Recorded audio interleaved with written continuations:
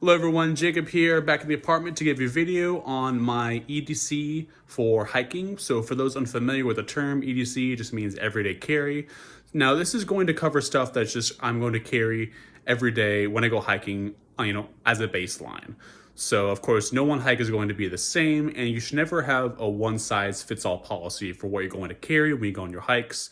So for instance, if I'm going to be hiking in an area where there's, many stream crossings, I might go ahead and decide to carry more pairs of socks in case I decide to take a fall into the creek. Or if it's, really, really hot day out, then I might go ahead and carry more water. But these are just things that I'm just going to carry pretty much like as a baseline every hike that I go on. And I thought I'd go ahead and make this video to maybe give you guys some ideas, and I'd like to hear from y'all. What does your EDC for hiking look like? So yeah, let's go ahead and get into it.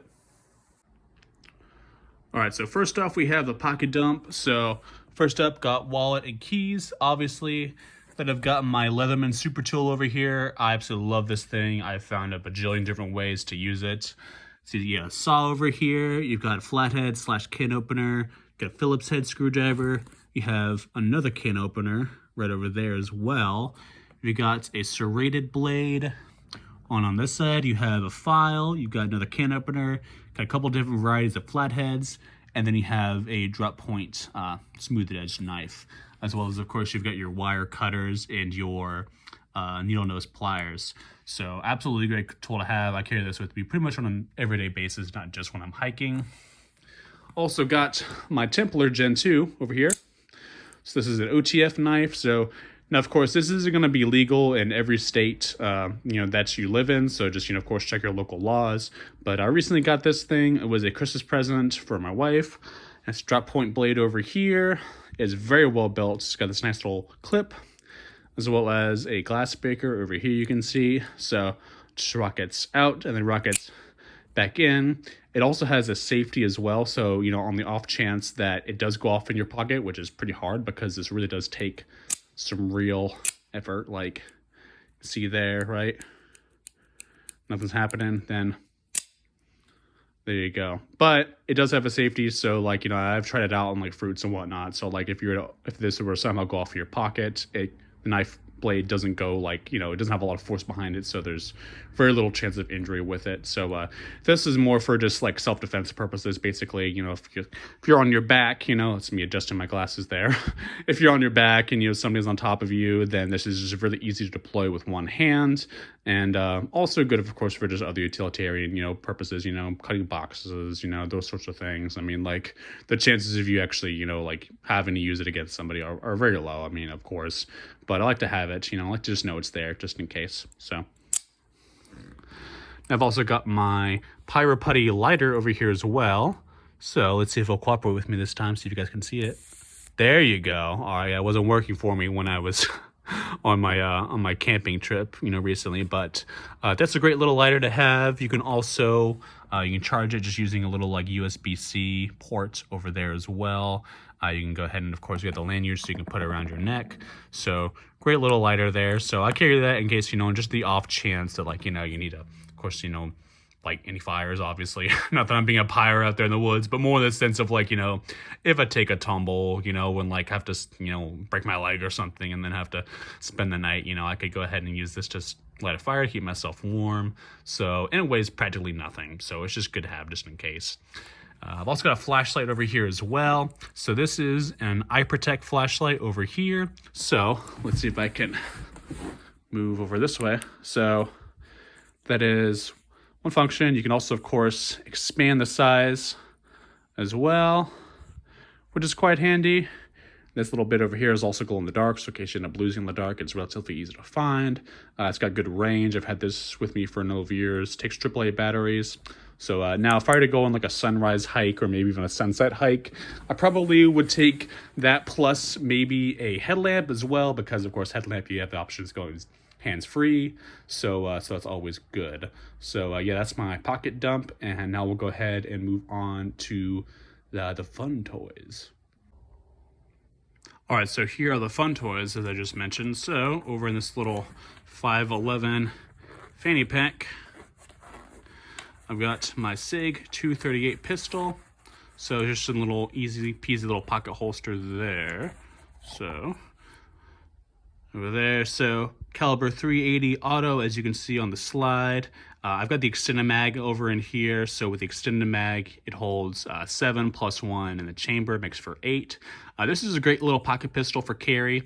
And I got a little 3-dot little sight system there. And you got your manual safety on the left side over there. So I love this thing. It's super fun to shoot. It's just a fun little plinking gun. And 380 auto is certainly, you know, I mean, it's essentially, you know, like everyone knows this is essentially the bare minimum for self-defense. You know, it's really the smallest you really want to go. So that makes it great for pocket pistols like this. And I've also, of course, now sometimes I'll carry this in my pocket with that holster. A lot of time though, when I'm hiking, I'll just carry it in this fanny pack over here, just because it's super easy, very comfortable. You know, like when I'm crawling in tight spaces, or if I'm really moving my legs around, whatnot, it can just be more comfortable just to have that in a fanny pack rather than in a pocket.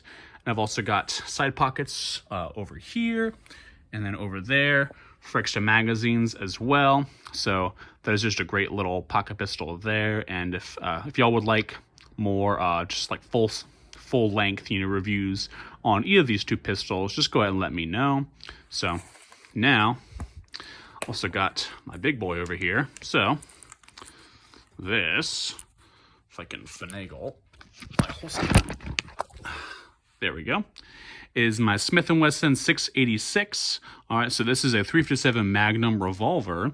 And also, you can, of course, shoot .38 specials out of this guy, too. So now, of course, you might be looking at the size of the thing and think, why would anybody want to carry this, you know, hiking with them? I mean, just how heavy it is. But really, one, it's not too heavy. And two, I love the thing. It is so much fun to shoot, especially with .38 specials. I mean, that weight does a great job at resolving what little recoil .38 special already has. And of course, I shoot, when I'm going to be carrying it, I carry .357 Magnum hollow points as well. So this would be a great self-defense against a person, as well as possibly a bear. Now, I would prefer to carry bear spray, over this. I mean, in most instances, if I'm going into like a really heavily trafficked bear area, I'll carry bear spray just because studies show that bear spray is more effective than guns in most instances. And also, I don't want to kill any bears. I think they're really cool animals, and so I would just rather just spray one and just, you know, have it run away. But in case, that doesn't work, then it is always good to definitely have a backup. So now this is going to be more my winter carry than something I would carry in the spring or the summertime, just because I prefer to conceal carry in most areas because I just don't want to deal with any like hassles, some Karen out there, is like, oh my God, somebody's with a gun, and they call up police, and that just becomes a big thing. I mean, open carry, of course, is legal in Virginia, but I just would rather not deal with it. So that's why this is more of a winter carry, because during the winter time, I can go ahead and, wear a coat or even like a light jacket and conceal it much easier than it would in the summertime or springtime, of course. So, and still be comfortable. Now, this holster over here is from Craft Holsters, which is a great company. Highly recommend them. This is their Roto shoulder holster, so it fits right about where my left armpit is. And then one of the things I like about it is that you can see here.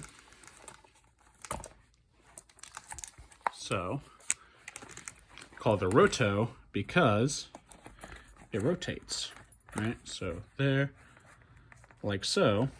And then, so this basically means that the gun could sit at a 90-degree angle, so the muzzle is pointing down at the ground rather than, at whatever is behind you. So I much prefer that. I'd rather just not, flag anybody that's behind me. So yeah. And of course, if y'all like a full length review on either one of these, just let me know. Speed loaders, pretty simple, pretty explanatory. So these are good to have with your revolver. So those are the toys, and we'll go ahead and move on from here. All right, now on to the med kit. So this is my 511 little tactical pouch over here that holds all my medical supplies. See, it has MOLLE webbing over here, as well as a strap on the back. So you can put this on your belt, or you can put this on your side of your backpack or inside of a backpack. So just a great overall thing to have with you, very multi-purpose. Got blister medic over here, so if you've ever been on a hike and have had a blister, it's just the worst thing in the world, so that is just great to have just in case. Got some Tylenol and some Excedrin over here. Got some iodine for, cleaning up wounds. Some aspirin over there. Got some medical tape and some pretty serious bandages over here for those really bad wounds. Got some sterile gauze compression over here. Got some tincture. Got a bleed stop over here as well. And it has some sterile gloves. And in this bag, I just have some bandages of various sizes just for treating minor cuts in wounds, essentially from, small to larger. So pretty self-explanatory. So yeah, I just like to carry all of that with me just in case anything happens. All right, last but not least, I've got my backpack over here. So this is a Teton Sports, basically hydro pack, preserve type thing. Honestly, I forgot the name of it. I bought it a little while back, and it came with this water reserve. There we go. So you can see inside there. Now it carries 2 liters, but I could also, there's definitely enough space for 3 liters of water in there as well. 2 liters, I think, is a water stash for just about, like a day hike or a day bike ride. You're not going to be there overnight or anything. So I think that's just good to have with you. And also has this extra little webbing over here. So if you want to add some extra water on both sides. Also has 2 pockets in here as well. So I've got a little pocket in there, and I have another smaller pocket, with one hand is hard, in there. So decent amount of space. So you could definitely put like your wallet and keys in there if you don't want to feel like you can cover and buy them, like in your pockets. And I've also has a much bigger compartment in here as well. Also, extra socks. So these are thick winter socks because it's winter right now here in Virginia. But of course, during the spring and the summertime, I would adjust these for the weather. Almost forgot to mention this little survival whistle over here. So also doubles as a compass, and you can fit some items in there. So I just put a bunch of strike anywhere matches just in case. So you can put this right on your neck or fit in your pocket. It's very lightweight, so definitely good to have as well. I know something I also would like to mention is food. So if I'm out in the woods for 4 to 6 hours, typically I'll pack a lunch. Now, if I'm really not out there for super long, minimum, I'll carry a couple protein bars just because you need to be replacing those calories that you're expending while hiking. Something else that I probably will get at some point is pepper spray for when I'm not carrying bear spray, because I just want something that is kind of a step down from having to, use my firearm. So like we've all come across instances, of like, say you run into like an unleashed dog on the trail. I've run into that a few different times. Usually they're very friendly. I've had no issues thus far, but there's always a possibility if you come across like an aggressive dog and having to defend yourself. So I don't want to shoot any dogs. I'd rather just go ahead and spray it and have it run away. Did it with a person, but of course I will use my firearms to defend my life and defend those that I love, if absolutely necessary.